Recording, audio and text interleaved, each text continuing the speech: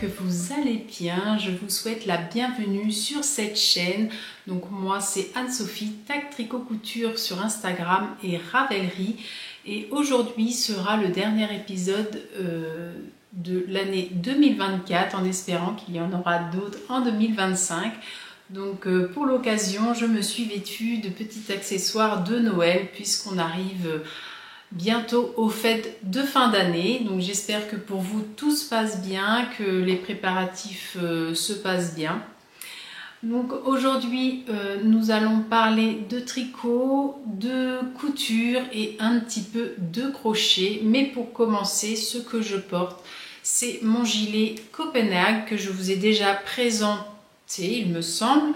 Donc un gilet que j'ai tricoté il y a plusieurs années, donc tout simple, en raglan, qui n'a pas de bouton comme beaucoup de mes gilets, puisque celui-là en tout cas je ne le porte pas fermé, donc je n'ai pas pris le temps de trouver des petits boutons.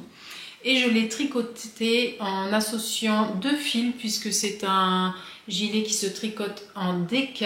Donc pour ma part j'ai utilisé une figurine 100% mérino superwash de Yarneline, ainsi qu'un mohair et soie de chez Fil d'Art. Nous allons commencer cet épisode par la partie tricot.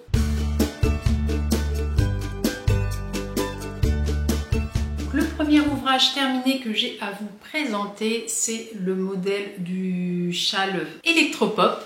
Donc un châle que j'ai testé pour Laura, laine poudrée.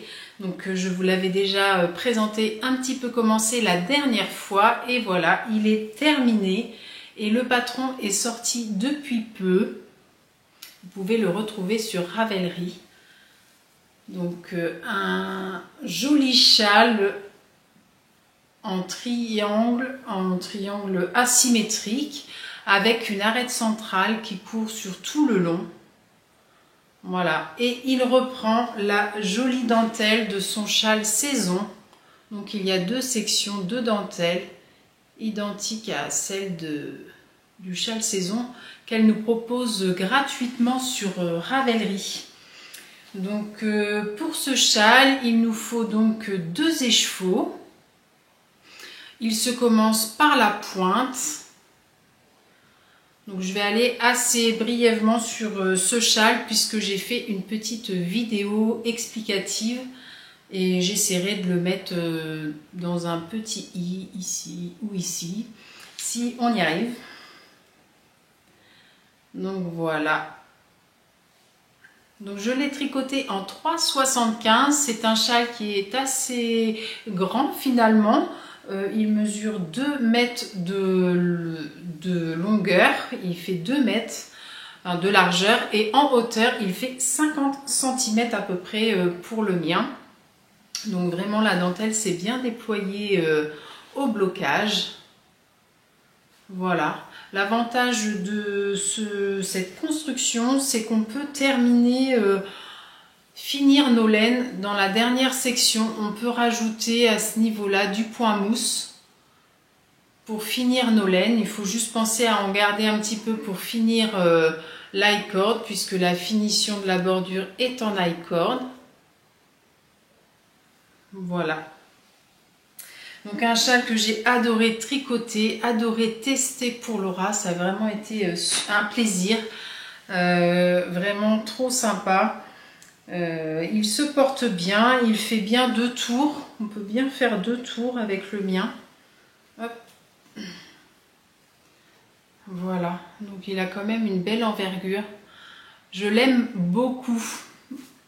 Hop. Je remets mes petites lunettes. Et pour la laine utilisée pour ce châle, j'ai utilisé 2 teinturières différentes. Donc pour la C1, c'est un bleu marine qui nous vient de Eline Hélène dans sa base Tabi.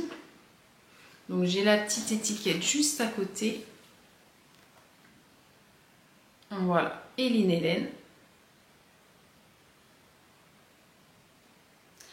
Et pour la C2, le coloris C2, C'est un écru avec des speckles, des jolis speckles. Et il me vient de chez Lily sur un fil. Donc la base Lille Sock. Donc ces deux laines sont des bases à chaussettes. Donc il m'en reste un petit peu de chaque. Donc à peu près 26 grammes pour l'une et 15 grammes pour l'autre. Donc il pourra, ça pourra être utilisé pour des chaussettes par exemple. Donc je vous remonte une dernière fois ce joli châle que j'adore. J'espère vraiment qu'il va vous plaire. En tout cas, il est vraiment très agréable à tricoter. Les explications de Laura sont toujours aussi bien, aussi top. Donc des explications vraiment simples, c'est vraiment très clair.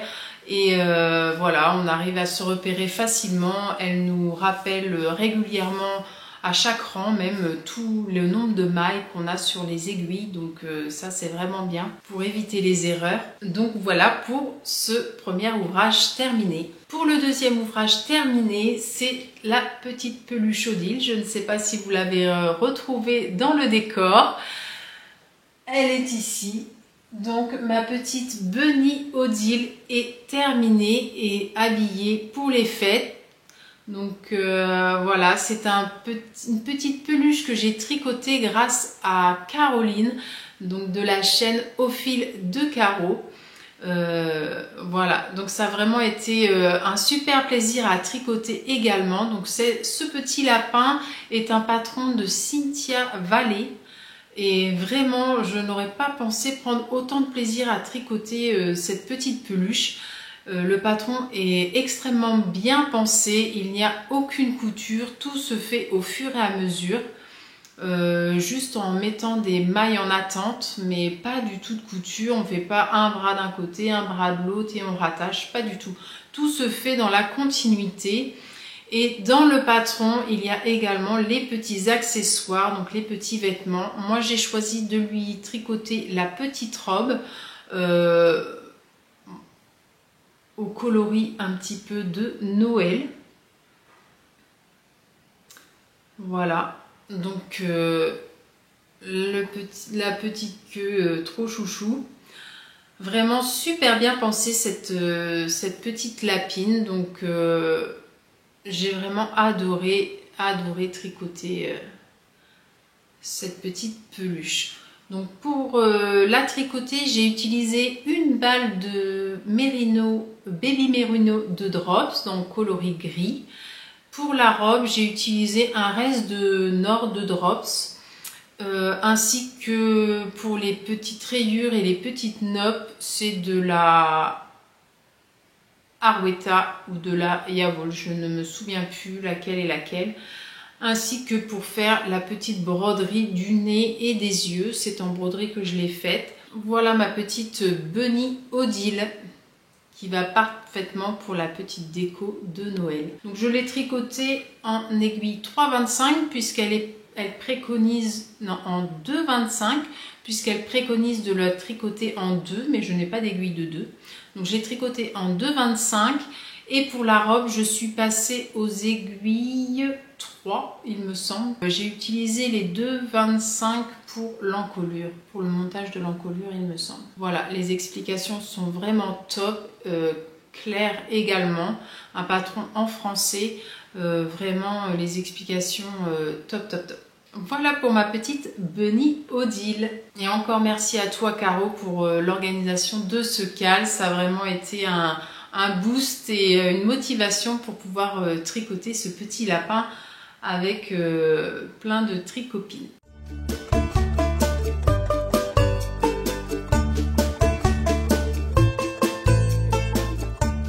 Voilà pour mes objets terminés. Nous allons passer aux ouvrages en cours.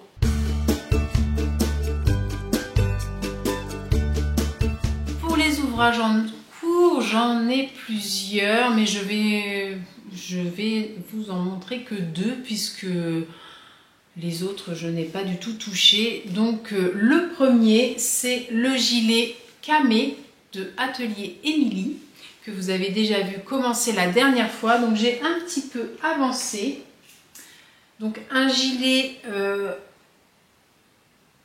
qui a la particularité d'avoir une jolie dentelle sur les deux panneaux de devant. Donc là, on ne se rend pas bien compte, mais je vous mettrai une petite image pour vous montrer un petit peu le gilet dans son ensemble. Donc moi, j'ai avancé un petit peu, j'en suis quasiment à la séparation du corps et des manches. J'y suis pas encore, mais ça arrive, encore quelques rangs et ça sera bon. Donc un gilet qui se tricote en double mohair, donc du mohair tenu en double, avec une construction de manches marteau peut-être. Je pense que ça s'appelle comme ça, je suis même pas sûre. Voilà, en tout cas c'est pas des manches raglan. Voilà, donc il avance gentiment, pas vite, mais je vais être contente de l'avoir. Je pense qu'après les fêtes, je vais donner un petit coup de boost dessus pour qu'il avance. Là, je suis plutôt dans les petits cadeaux de Noël. Donc, je ne prends pas trop le temps de m'attarder sur celui-là, mais il avancera après. Et pour le tricoter, je le tricote dans les laines de chez Woolyette, le mohair et soie de chez Woolyette. Sa base 12,7. Donc qui est du 72 kid mohair et 28% soie. Et je tricote ce gilet en aiguille 4 mm. Donc voilà, j'en suis vraiment très contente. Alors le mohair est super doux. Vraiment, il est super agréable. J'adore. Et j'ai vu une jolie version aussi, peut-être qu'il est terminé maintenant. Dans son dernier épisode, il n'était pas fini. C'est le gilet de Au fil d'Adèle qui le tricote dans un beige, un crème, enfin, ou blanc même. Et je le trouve ravissant. Donc voilà pour ce gilet camé. Pour le deuxième ouvrage en cours que j'ai à vous présenter, c'est un petit casse-tonne puisque à mon travail, nous allons réaliser un Secret Santa, je pense que c'est comme ça que ça se dit. Donc on tire au sort une personne à qui on offrira un petit présent pour les fêtes de fin d'année. Et moi je suis tombée sur un collègue homme. Donc voilà, j'avais envie de faire quelque chose, de lui fabriquer quelque chose. Et je suis partie sur des mitaines. Donc pas évident de choisir la taille, donc on verra si ça marche ou pas. Au bout du compte, si c'est trop petit, je pourrais toujours le refaire, ou même si c'est trop grand. Donc j'avais déjà réalisé, donc je suis partie sur le patron des mitaines crème que j'ai déjà réalisé 2 fois. Alors je suis partie sur l'avant-dernière taille. C'est un patron qui se tricote en DK. Il y a 2 versions, soit en DK, soit en sport, il me semble. Donc moi j'ai choisi la version DK. En tout cas, c'est une laine DK que j'ai pris. J'avais fait une première mitaine avec les côtes 2-2. Et en l'essayant, je l'ai essayé à un autre collègue et vraiment ça me paraissait hyper grand. Hyper grand. Donc du coup, j'ai refait une autre mitaine et là je suis partie sur des côtes 3-1 doublées. Donc j'ai fait une grande bande de côtes 3-1 que j'ai redoublée et ensuite je suis venue tricoter la mitaine. Donc celle-ci est toujours beaucoup trop grande pour moi, mais je pense que ça sera plus adapté en tout cas pour mon collègue. Voilà. Il y a juste le petit rabat qui ne me plaît pas beaucoup. Sur le modèle, elle préconise de rabattre souplement les mailles à l'endroit. Mais alors, je trouve que ça fait un petit peu chou-fleur. Je pense que sur la main, ça va aller. Mais je vais voir. Peut-être que je vais défaire le rabat pour refaire le rabat en faisant les mailles à l'envers. En tricotant les mailles à l'envers, puis rabattre. Je pense que ça ira mieux.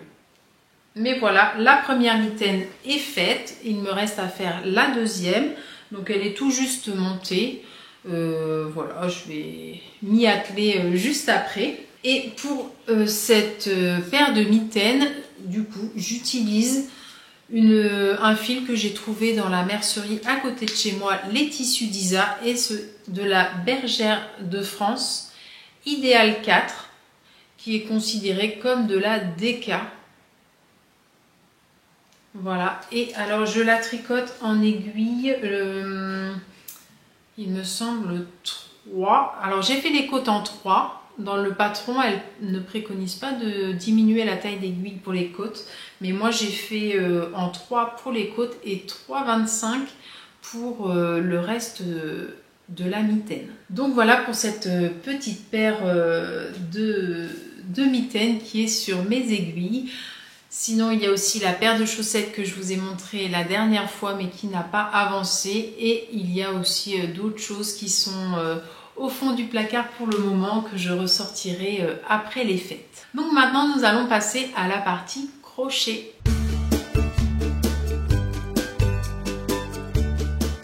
J'ai repris un petit peu le crochet puisque j'avais envie de réaliser un petit cadeau pour la maîtresse de notre fils. Donc à l'origine ça aurait dû être un petit porte-clés.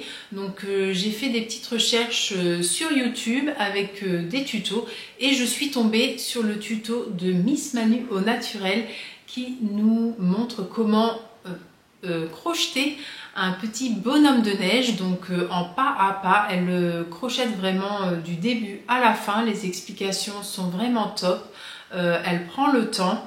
Normalement c'est une petite décoration pour les fêtes. Moi j'avais envie de le réaliser un peu plus petit pour le mettre en porte-clés et l'offrir à la maîtresse. Donc quand j'ai commencé à faire le petit bonhomme de neige, je me suis bien rendu compte qu'il allait être trop grand. Donc j'ai voulu le diminuer mais je ne l'ai pas assez diminué. Donc il reste encore un peu grand pour faire un porte-clés. Donc je me suis dit que ça pouvait faire une petite décoration de sapin. Donc voici le petit bonhomme de neige en crochet. Donc tout est très bien expliqué avec Miss Manu au naturel. Elle nous prend vraiment, elle fait vraiment une vidéo pas à pas. Donc on tricote, il se commence par la tête, ensuite on fait le corps à la suite. Elle nous explique pour le chapeau, la petite écharpe également. Donc cette version là n'est pas l'original, n'est pas la dimension originale. Mais une fois que j'avais fini celui-là, j'avais envie d'en réaliser un pour nous. Donc j'ai réalisé les vraies mesures du modèle. Et j'en ai refait un deuxième. Voilà, qui servira de petite déco pour la maison. Voilà. Donc la différence entre les deux. Il y en a un qui est vraiment plus petit. Voilà. Donc voilà mes petits bonhommes de neige au crochet. Donc je remercie vraiment Miss Manu au naturel qui nous a proposé ce tuto puisque vraiment bon, je ne suis pas une grande crocheteuse mais j'ai réussi à m'en débrouiller. Les explications ont été vraiment très claires pour moi et je trouve ça très généreux de sa part de nous proposer ces petits tutos. Un vrai plaisir à crocheter. Seulement juste le fil que j'ai utilisé, c'est du fil de chez Zeman. Donc c'est un fil un petit peu irisé. Donc je ne sais pas si on va avoir les petites paillettes. Alors il est très joli mais on sent que c'est... Alors est-ce qu'il va faire le focus? Voilà. On sent que c'est du plastique à crocheter. Hein. Ça fait un petit peu mal aux doigts, mais vraiment très sympa. Pour le bonnet de celui-là, c'est... Je ne sais plus. Je ne sais plus, je ne sais plus. Et là, c'est du coton de cheval blanc. Voilà. Et puis, pour le nez de celui-là, je ne me rappelle plus non plus. Pour celui-là, chapeau et la petite écharpe, c'est du fil que j'ai trouvé chez Action avec un petit fil de lurex dedans. Donc c'est des toutes petites bobines.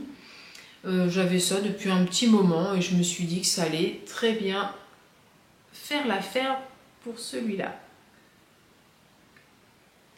Voilà pour mes petits bonhommes au crochet. J'en ai fini avec le crochet et nous allons passer à la couture.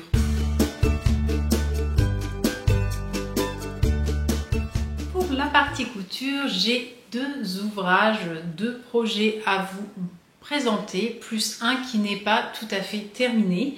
Donc on va commencer par le premier. Je vais aller assez rapidement puisque c'est quelque chose que j'ai déjà réalisé deux fois. J'en ai réalisé une troisième. Celle-ci sera offerte à ma sœur pour Noël.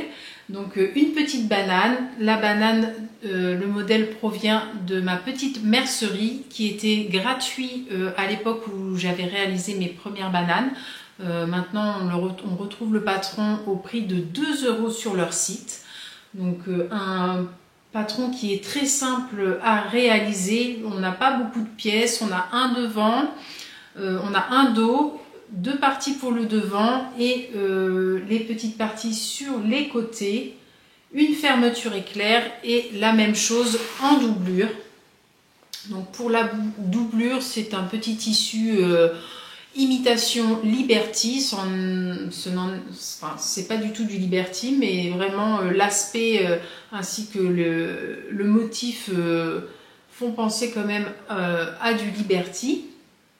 Voilà, j'ai utilisé un velours assez épais pour réaliser cette banane. Je n'ai plus qu'à accrocher la petite sangle et cette banane sera prête à offrir. Voilà.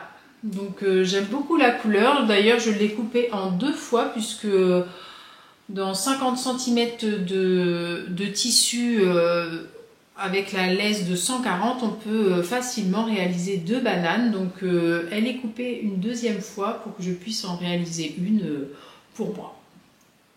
Voilà, il y aura encore une autre banane à réaliser puisque j'ai également envie d'en réaliser une pour ma maman qui, quand elle part en voyage, trouve que c'est assez pratique d'avoir tous les papiers à proximité. Donc voilà, je pense que ça fera partie aussi d'un de ses cadeaux. Donc voilà pour la petite banane. Pour le deuxième objet cousu, il s'agit d'un petit sweat, d'un petit pull que j'ai réalisé pour notre fils. Donc il me provient du printemps 2021, donc c'est vrai que ça fait un petit moment que j'ai celui-là.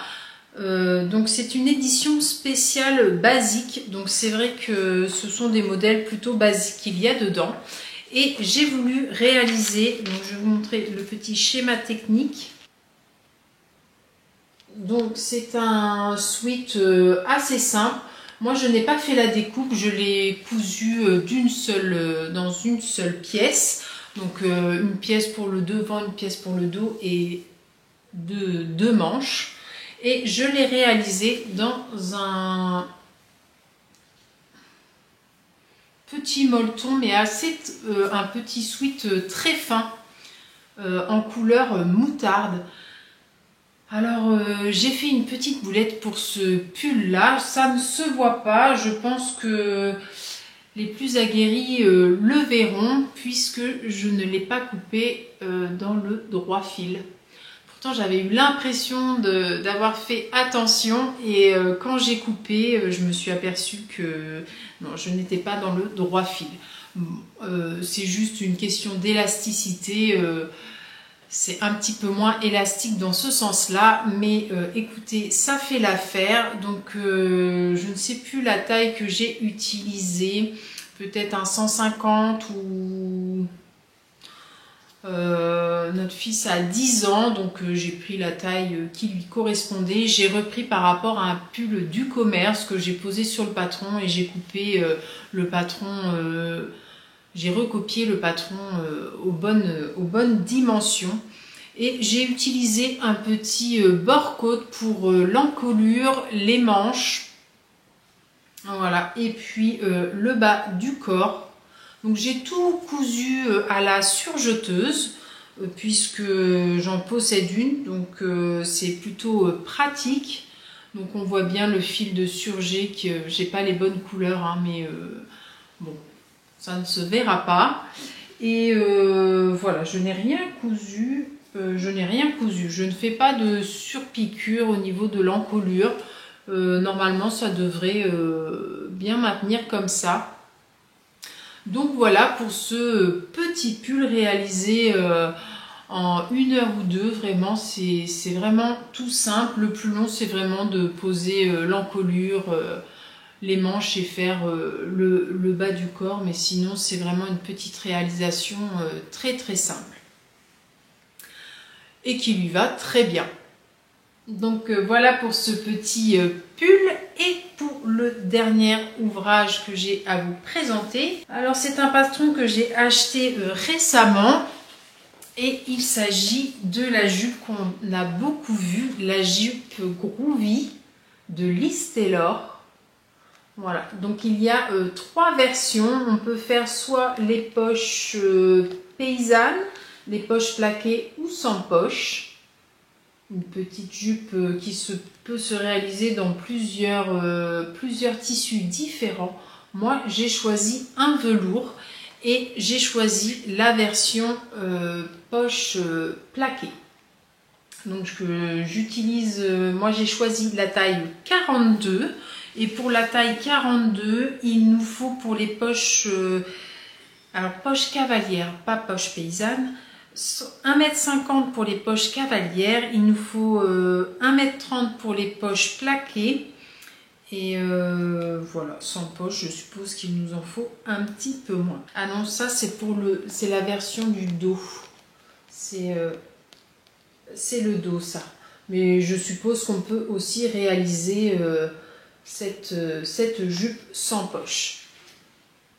Il nous faut une fermeture éclair, alors 12 cm jusqu'à la taille 46 et 15 cm pour la taille de 48 à 52.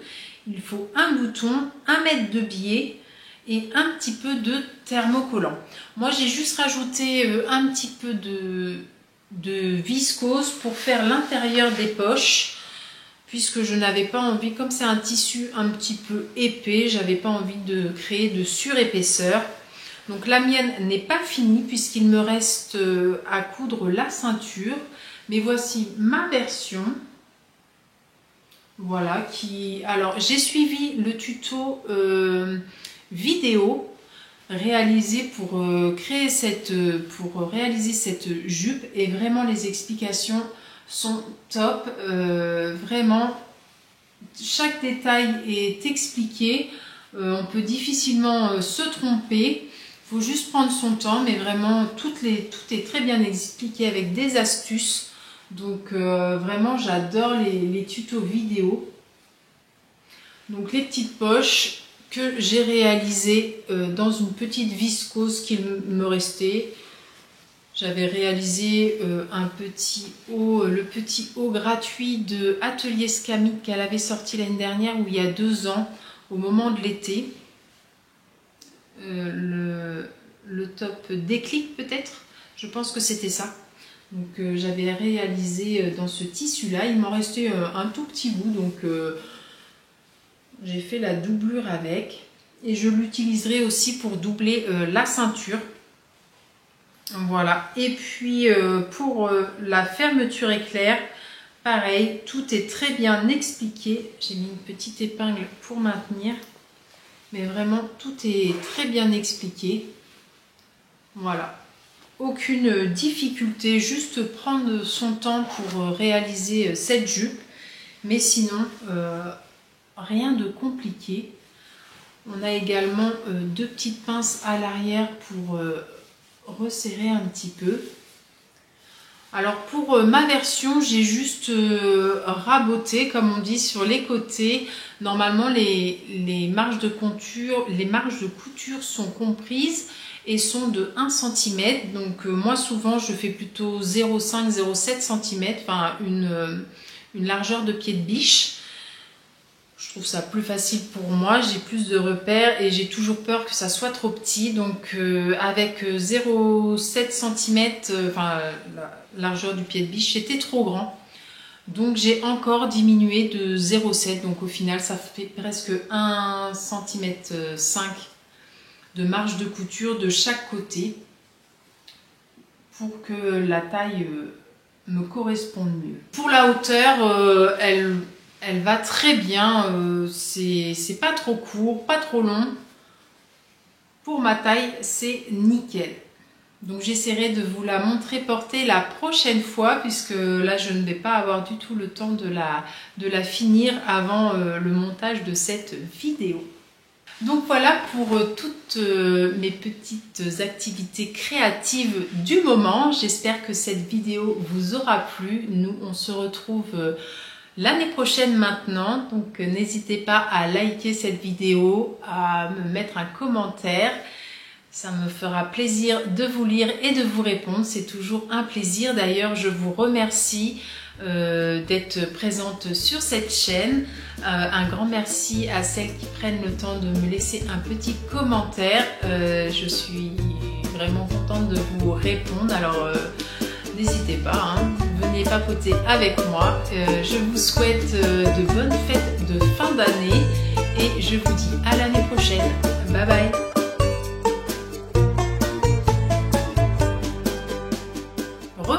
Nous sommes le 26 décembre et comme promis, je reviens pour le résultat du petit concours que j'ai organisé. Tout d'abord, j'espère que vous avez passé de belles fêtes de Noël et je tenais également à vous remercier pour les participations à ce concours, ça m'a fait très plaisir. Comme je l'expliquais un petit peu plus tôt dans la vidéo, Laura nous a offert à chacune des testeuses un patron que nous pouvions offrir à qui nous souhaitions et j'avais envie de vous l'offrir à vous en faisant un petit concours et les modalités c'était de me mettre un petit commentaire sous la vidéo du châle Electropop. Pour les résultats du concours, le tirage au sort, j'ai choisi une main innocente, ce sera mon fils, mais nous verrons que ses mains. Ça ne sera pas un gagnant qu'il y aura pour ce concours, mais deux, puisque moi aussi j'avais envie de participer et de vous offrir un patron également. Pour le tirage au sort, j'ai noter tous les noms des personnes qui ont mis un petit commentaire sur des petits bouts de papier. Donc il y avait 23 participations et Roméo va nous tirer au sort un premier papier.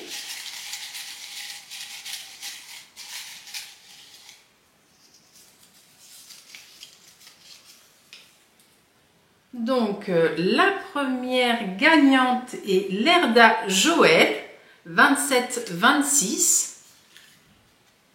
Je te félicite pour ta participation puisque tu as gagné le patron. Et pour la deuxième personne,